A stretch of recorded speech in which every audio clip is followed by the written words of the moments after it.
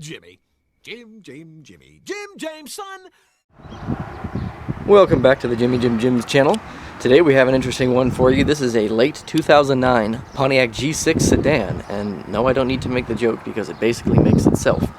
So back around late 2009, early 2010, GM was lopping off huge chunks of its body, desperately trying to save its reputation and resources and income. So the first thing they lopped off earlier in the decade was Oldsmobile. Then later on they lopped off Saturn, you know, their little precious 90s baby.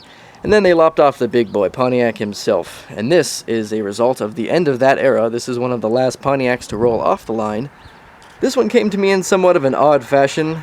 A customer that I had done work for years past had said that this was their aunt's car, I believe, and she passed away in 2019, and this vehicle sat under a tree for a few years. So when it came time to sell the estate recently, they started looking around for someone to purchase this vehicle, and who else but the mechanic, as it was listed in her little black book, would buy this car. So they sent me the car, gave me the keys, and here it is. Let's take a look. She's dirty. She's real dirty. Honestly, I have not started this car. I've only been in it one time. I don't know how many miles are on it. I don't even know if it's a 4 or a 6 cylinder. I just know that this thing showed up. And it's quite nasty. You can see the wheels are disgustingly dirty. Tires are going bald there. Body's not in bad shape. You will notice that the license plates are from California. Looks like it was sold at Kitahara. That's in Fresno, I believe. That's where she said the vehicle came from. It was sitting under a tree in Fresno. They delivered it to me via flatbed tow truck because, well, the offer they made me was quite reasonable, and I really couldn't refuse, if you know what I mean. Let's take a look at the inside. Oh boy. Pretty typical of vehicles such as this. The smell in here, oh my god. You have no idea the smell in here. It is, if Marlboro, the cigarette company, had a mascot, this vehicle would be that mascot. Like, still has current registration on this thing, which, who cares? Yeah, it's definitely Cigarette Valley in here. Let's find out what kind of engine this has. I am interested. I'm gonna assume this has the 6-cylinder.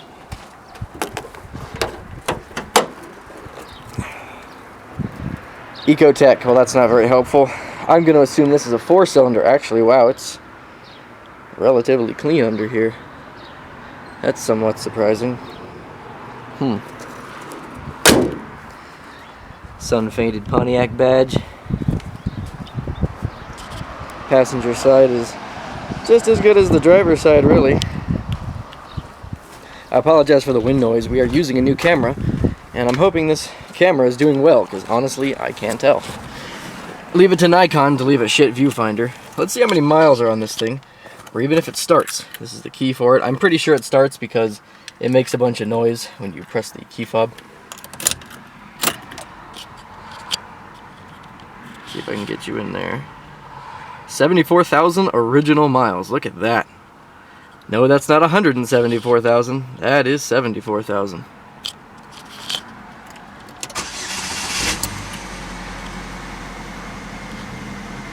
So clearly it runs just fine.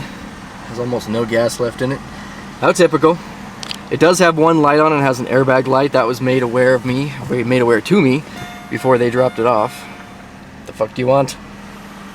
The air conditioning does work, surprisingly, maybe not surprisingly. At only 74,000 miles, what can really be wrong with it? Definitely sounds like a 4-cylinder. This, I'm pretty sure it's just a Malibu underneath it all. I'm nearly certain it's just a Malibu. I think it's called an Epsilon. The Epsilon platform. It's a very common platform. The Malibu, and I think the Saab, and a few other things. Booklet came with it.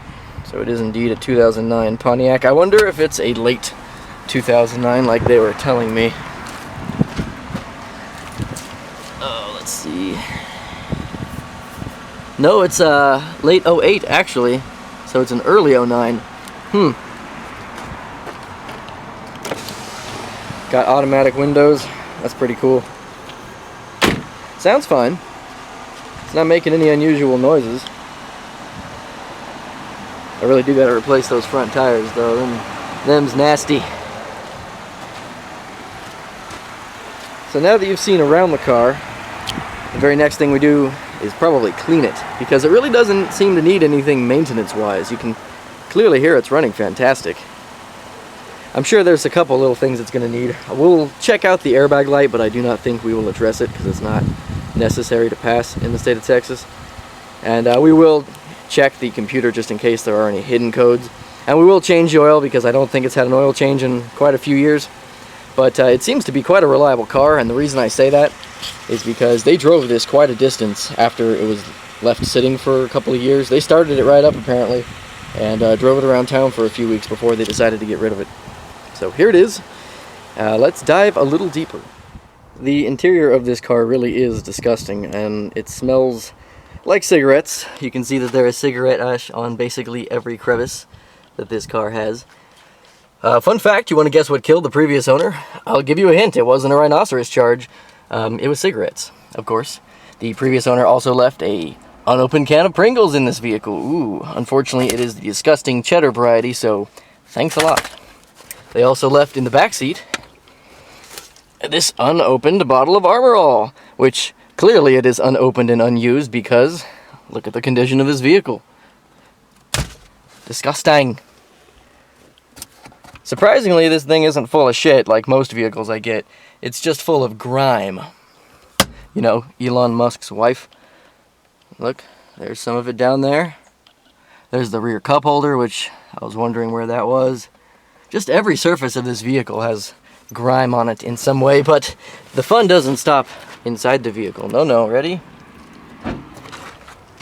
Let's go to the trunk, shall we?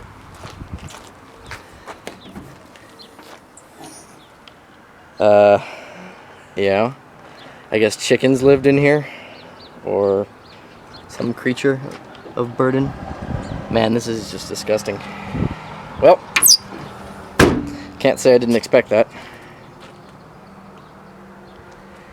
But we're going to need a lot more than just that Armor All to clean the interior of this car.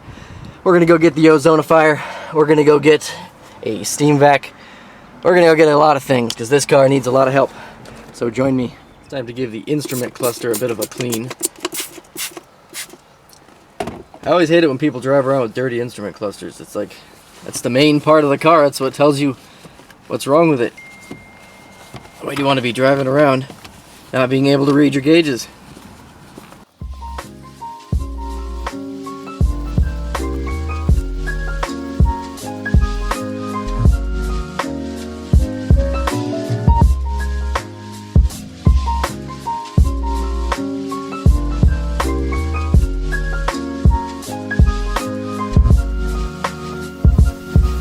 So you can see the cleaning procedure has begun in here. I've cleaned the center console pretty good so far. The vents, I've cleaned the instrument cluster, and a little bit of the dashboard here. That way you can see this was dirty, now it's clean. This is still dirty. You can see the absolute just layers of filth. It's just layered there. I also found this in the glove box. Check it out. This is the original booklet for the car. I guess you could call it the sales brochure. That's how much it cost. $21,315. This is a California optioned vehicle. That's pretty cool. See, it's an 09 G6. So that's cool to have. I'm surprised. I would have thought this would have been the first thing they would have lost. Also got a couple of these handy cripple placards, some masks. This one turned out to be a treasure trove. Still gotta clean it though, so that's no fun. But we will proceed with the cleaning. I managed to finish a solid amount of the cleaning today. Luckily those floor mats, they kind of saved the carpet. Once I peeled them up, I realized they were still pretty nice underneath. And all that really needed to be done was vacuuming the edges. So the front floors are quite nice, luckily for me. Over there on the wall are the floor mats. I'm gonna have those shampooed. The back seats, however, are a little rougher, and I'm definitely going to have to do some kind of shampooing to those because look at that stainage. I mean, that's out of this world. That's nasty. I guess they had a little dog that they would put back here, and you know, you can definitely imagine how it smells. So the front's looking nice and cleaned up. The rear I will get to. That's probably going to be it for this video, because the next video I want to focus on the exterior of the vehicle and whatever mechanical things it might need. I tested a little bit of the paint today. You can see how the whole car kind of has this general chalky oxidation on it.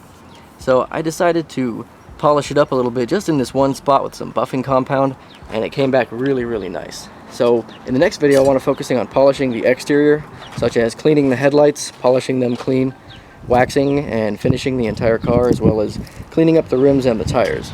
So hopefully I can get to that in the next video. I'm definitely not going to be in this one, because my stupid program that I use called MovaV for editing these videos, it is just a shitbox. For some reason it freezes over 15 or 16 minutes, and it just has all kinds of generalized problems, but you get what you pay for.